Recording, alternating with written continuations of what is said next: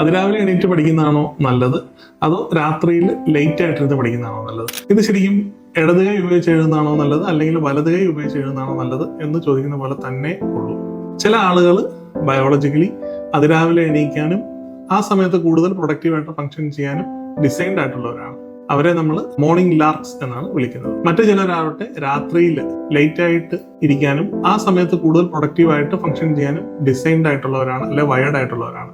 അവരെ നമ്മൾ night owls എന്നാണ് വിളിക്കുന്നത്. ഈ നൈറ്റ് ഔൾസ് അല്ലെങ്കിൽ രാത്രിയിലേക്ക് ലേറ്റ് ആയിട്ട് ഇരുന്ന് കൂടുതൽ പ്രൊഡക്റ്റീവായിട്ട് ഫംഗ്ഷൻ ചെയ്യാൻ വയേർഡ് ആയിട്ടുള്ളവർ അല്ലെങ്കിൽ ഡിസൈൻഡ് ആയിട്ടുള്ളവർ, അവരെ നമ്മൾ നിർബന്ധിച്ച് നേരത്തെ കിടത്തിയിട്ട് അതിരാവിലെ എണീപ്പിച്ച് പഠിപ്പിക്കാൻ നോക്കിയാൽ അല്ലെങ്കിൽ വേറെ എന്തെങ്കിലും ഒരു കാര്യം ചെയ്യാൻ നോക്കിയാൽ അത് അത്ര പ്രൊഡക്റ്റീവ് ആണെന്നില്ല. കാരണം അവർ ബേസിക്കലി മറ്റേ രീതിയിലാണ് വയേർഡ്.